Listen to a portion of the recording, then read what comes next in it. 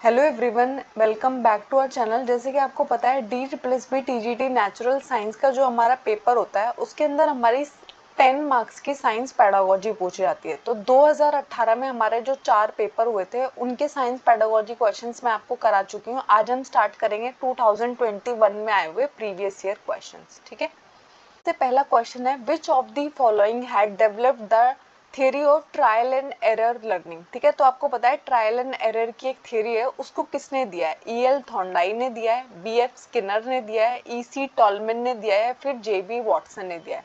तो आपको पता है जो हमारी ट्रायल एंड एरर थ्योरी है वो किसने दी है? EL थॉर्नडाई ने दी है। ठीक है, नेक्स्ट क्वेश्चन है in which of the following teaching methods the whole class is divided into different homogeneous small sections on the basis of ability so the teacher can remove their difficulties by giving them individual guidance. ठीक है, तो अगर आप एक बहुत बड़े class को है ना छोटे छोटे होमोजेनियस स्मॉल सेक्शंस के बेसिस पे डिवाइड कर रहे हैं उन बच्चों की एबिलिटीज के अकॉर्डिंग, तो ये कौन सा तरीका है? लेक्चर मेथड है, डेमोन्स्ट्रेशन मेथड है, क्वेश्चन आंसर मेथड है, या फिर ट्यूटोरियल मेथड है? तो आपको पता है जब भी कभी लेक्चर मेथड का मतलब होता है टीचर क्लास में आएगी और वो पढ़ाना स्टार्ट कर देती है, वो पढ़ा रही होती है और बहुत बड़े ग्रुप को लेक्चर मेथड से हम पढ़ा सकते हैं। ठीक है, टीचर सेंटर्ड होता है लेक्चर मेथड। डेमोन्स्ट्रेशन का मतलब होता है आप कोई डायग्राम उनको दिखा रहे हैं, कोई आप डेमोन्स्ट्रेट करने के लिए चीज लेके आए हैं, आप कोई स्केलेटल लेके आए हैं, कोई ग्लोब लेके आए हैं, इसको हम क्या बोलते हैं? डेमोन्स्ट्रेशन मेथड बोलते हैं। क्वेश्चन आंसर मेथड का मतलब होता है जब टीचर ने आपसे कोई क्वेश्चन पूछा, आपने आंसर किया, आपने कोई क्वेश्चन पूछा, टीचर ने आपको आंसर किया, इस मेथड को हम क्या बोलते हैं? क्वेश्चन आंसर मेथड बोलते हैं। लेकिन जो हमारा ट्यूटोरियल मेथड होता है जिसको हम एक तरीके से शॉर्ट में ट्यूशन फॉर्म भी समझने की कोशिश करते हैं, तो ट्यूटोरियल मेथड का मतलब होता है जब हमें ऐसा लगता है ना कि बच्चे को बात समझ नहीं आ रही, तो हम क्या करते हैं? छोटे छोटे स्मॉल ग्रुप्स बना लेते हैं और उनको तब समझाते हैं ताकि एक तरीके का सिमिलर ग्रुप होता है। यानी कि अगर एक टॉपिक है वो चारों पांचों बच्चों को नहीं आ रहा तो उन सबका एक ग्रुप टीचर बनाती है और उन सबको एक साथ ही वो टॉपिक समझा सकती है। ठीक है, तो इसको हम क्या बोलते हैं? ट्यूटोरियल मेथड बोलते हैं।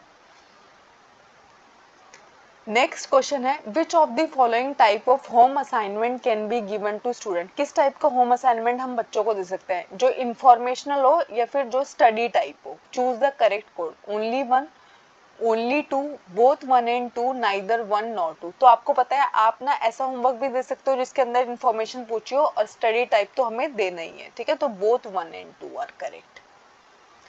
नेक्स्ट क्वेश्चन है which of the following section of the Right to Education Act. तो आपको पता है जो हमारा RTE एक्ट है जिसको हम क्या बोलते हैं? राइट टू एजुकेशन एक्ट बोलते हैं, जो 2009 में आया था और इम्प्लीमेंट कब हुआ? 2010 में हुआ। ठीक है, तो आपको मालूम होना चाहिए इसे RTE 2009 बुलाया जाता है, लेकिन ये इम्प्लीमेंट कब हुआ? 2010 में इम्प्लीमेंट हुआ।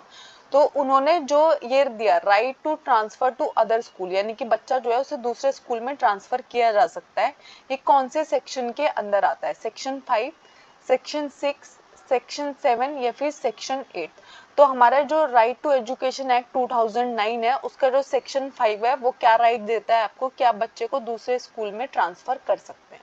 ठीक है, नेक्स्ट क्वेश्चन है in which of the following stage should science be introduced as separate discipline with emphasis on experiment technology and problem solving। यानी कि कौन सी स्टेज पे आपको साइंस को एक अलग डिसिप्लिन की तरह पढ़ाना चाहिए जहाँ पे आप उसको है ना एक्सपेरिमेंट, टेक्नोलॉजी और प्रॉब्लम सॉल्विंग ये सब कुछ दे सकते हैं। ठीक है, तो प्राइमरी स्टेज पे, अपर प्राइमरी स्टेज पे, सेकेंडरी स्टेज पे या फिर हायर सेकेंडरी स्टेज पे? तो कहाँ पर हमें ना बच्चों को एक्सपेरिमेंट कराना शुरू कर देते हैं, टेक्नोलॉजी और प्रॉब्लम सॉल्विंग, क्योंकि हमें लगता है कि बच्चे के अंदर अब है ना ये सारी बातों को समझने की अंडरस्टैंडिंग आ चुकी है। तो ऐसा हम क्या करते हैं? हायर सेकेंडरी स्टेज पे करते हैं। ठीक है, जब हम साइंस को एज अ सेपरेट डिसिप्लिन पढ़ाना शुरू कर देते हैं। ठीक है, नेक्स्ट क्वेश्चन है in which year was EDUSAT launch. ठीक है, तो एड्यूसेट जो है वो हमारी एक सैटेलाइट है जिससे हमने एजुकेशन के लिए सेंड किया था। तो कौन से साल में इसको सेंड किया गया था?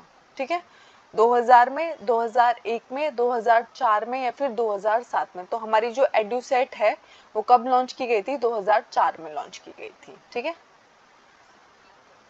नेक्स्ट क्वेश्चन है who has said scientific method consists of systematic observation, classification and interpretation of data। यानी कि आपको उस इंसान का नाम बताना है जिसने ये स्टेटमेंट दिया है।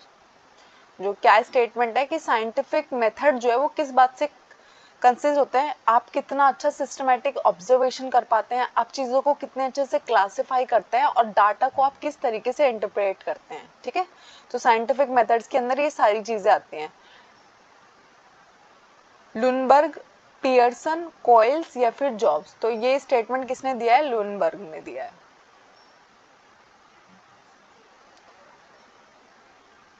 नेक्स्ट क्वेश्चन है सीसी की फुल फॉर्म क्या है? तो आपको पता है मैंने आपको इस टॉपिक को कवर करने के लिए मैंने आपको सीसी के ऊपर एक क्लास भी कराई थी, ठीक है। तो आपको सीसी का फुल फॉर्म पूछ लिया उन्होंने। Continuous and cumulative education, continuous and comprehensive evaluation, complete and comprehensive education, continuous and cumulative education. तो आपको पता है सीसी जो है वो बहुत इंपॉर्टेंट है। सीबीएसई ने इस मेथड को अडॉप्ट किया है आजकल इवैल्यूएशन करने के लिए।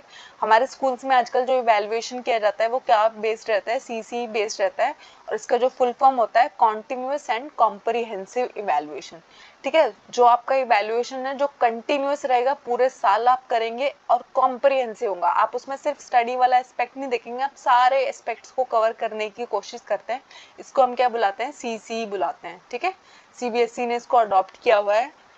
Thank you. आई होप इसमें आपको कोई डाउट नहीं है। अगर कोई डाउट है मुझे कमेंट्स में ज़रूर बताइएगा। हमारे चैनल को लाइक कीजिएगा, शेयर कीजिएगा, सब्सक्राइब कीजिएगा।